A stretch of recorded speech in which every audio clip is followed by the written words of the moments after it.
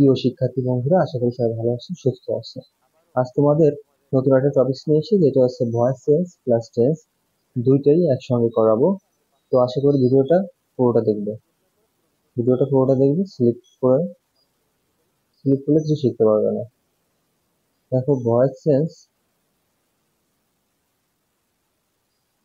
Plus tense. তো প্রথমে আমরা পাস্ট ইনডেফিনিটটা শিখাবো, যেহেতু গত ক্লাসে তোমাদের পাস্ট প্রেজেন্ট ইনডেফিনিট প্রেজেন্টের সাথে তিনটা শিখাইছি। আজ হচ্ছে পাস্টের তিনটা শেখাবো। তো চলো আগে পাস্টের গঠনটা শিখে নিই।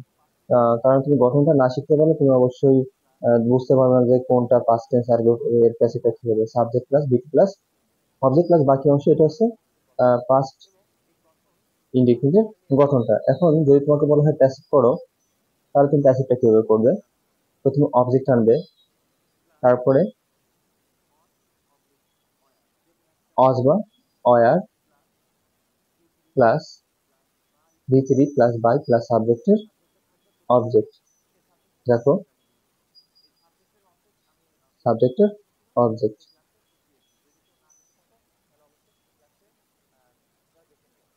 এখন এটা যদি আমি একটা উদাহরণ দেই, তাহলে তুমি আসলে বুঝতে পারবে যে আই রোট এ লেটার। তুমি আগে দেখতে হবে যে এটা কোন কেস। তাহলে একটু খেয়াল করো, এটাকে তোমাকে প্যাসিভ করতে হবে। দেখো, আই কিন্তু একটা সাবজেক্ট, রোট ভি2 তে আছে। আর তুমি সবাই জানো রাইটে তিনটা ফর্ম আছে, রাইট, রোট আর হচ্ছে রিটেন। তাহলে যদি রোটটা হয়, রোটটা দেখো ভি2 তে আছে, তাহলে অবশ্যই তুমি বুঝতে পারছো যে এটা পাস্ট ইনডেফিনিট টেন্সে আছে।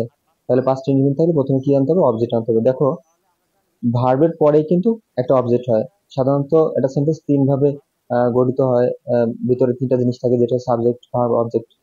তাহলে প্রথমে এ লেটার নিয়ে এসে, যেহেতু এটা অবজেক্ট, এ লেটার, তারপর দেখো অজ বাওয়ার যে কোনো একটি। তাহলে তোমার অবশ্যই একটা আনবা কখন? যদি প্লুরাল থাকে, একের অধিক থাকে। আর অজটা আনবা অন্যান্য সময়। তাহলে অজ আনলাম। এরপর দেখো ভার্বের 3 নম্বর রূপ আছে। তাহলে ভার্বের 3 নম্বর থাকে, তোমরা জেনেছো যে রাইটে তিনটা ফর্মের ভিতরে রাইট, রোট, রিটেন হচ্ছে ভি3, অর্থাৎ ভার্বের 3 নম্বর গ্রুপ। তাহলে আমরা অবশ্যই এখানে রিটেনটা দিয়ে দেই। রিটেন, দেখো তারপরে একটা বাই দিতে হবে, আর লাস্টে সাবজেক্টের অবজেক্ট দিতে হবে। যেহেতু আমার সাবজেক্ট আই আছে, এর আগের ক্লাসেও আমি শিখিয়েছি আই এর অবজেক্ট মি।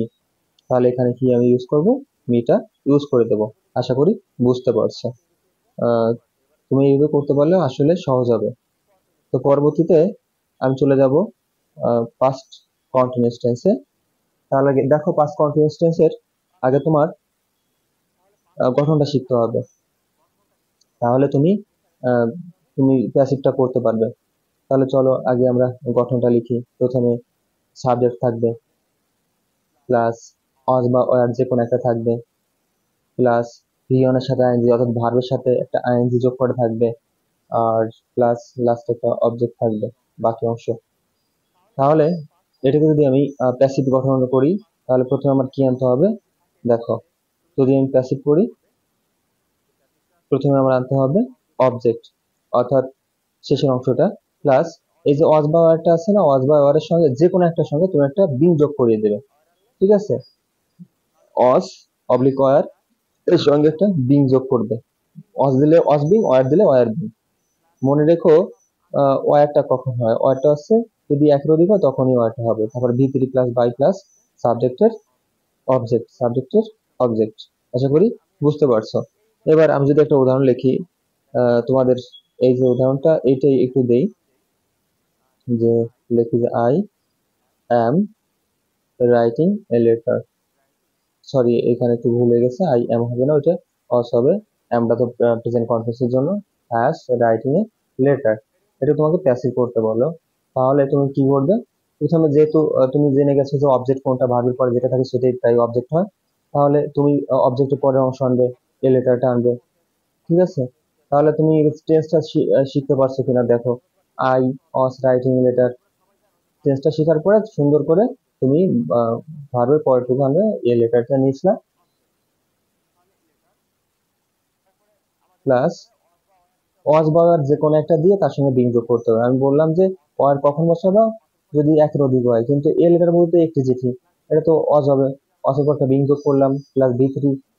ভি3 বলতে রাইট টু রিটেন, তোমরা জেনেছো যে right to print written by, আর আই থাকলে অবশ্যই সেটা নি হবে। আশা করি তোমরা বুঝতে পারছো, তোমাদের কোনো ডাউট হবে না।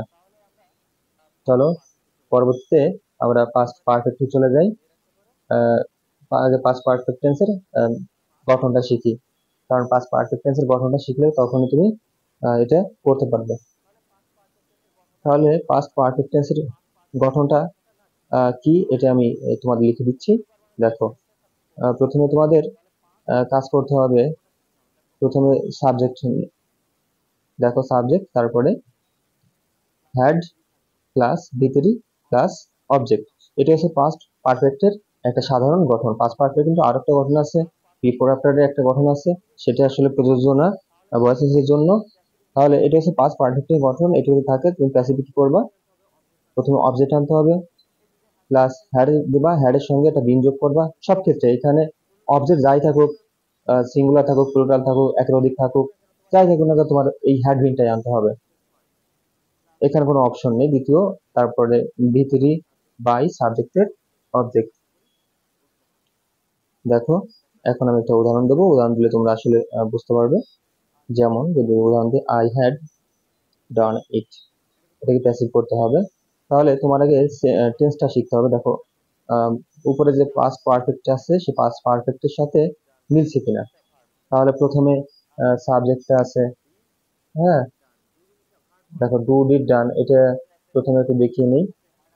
দেখো প্রথমে সাবজেক্ট আছে, হ্যাড আছে, ভি3 আছে, আর অবজেক্ট আছে। তাহলে এবার আমরা সব জেনেছি যে পাস্ট পারফেক্টের গঠনটা প্রথমে অবজেক্ট আনতে হবে। আর তোমরা জেনেছো যে ভার্বের পরের থেকে হচ্ছে অবজেক্ট, আর ইটটা নিয়েছি, ইটের পরে একটা হ্যাড বিন দেবে। একটু আগে বলছিলাম, যাই থাকুক না কেন হ্যাড বিন তোমার আনতেই হবে। হ্যাড বিন প্লাস ভি3 দেওয়া আছে, যেহেতু প্যাসিভের সময় ভি3 বলতে ডান তো অলরেডি দেওয়া আছে।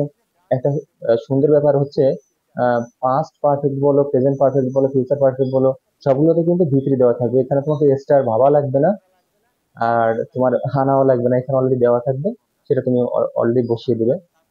ডান বাই আই থাকলে সরাসরি এটা বসিয়ে দিবে। আশা করি বুঝতে পারছো। এই ছিল তোমাদের পাস্ট ইনডিফিনিট থেকে শুরু করে পাস্ট পারফেক্টের তিনটা গঠনের ভয়েস সেন্স প্লাস টেন্স। তো পরবর্তী ভিডিও দেখার জন্য সবাইকে আমন্ত্রণ রইল, এবং চ্যানেলটি অবশ্যই সাবস্ক্রাইব করে পাশে থাকবে। ধন্যবাদ সবাইকে।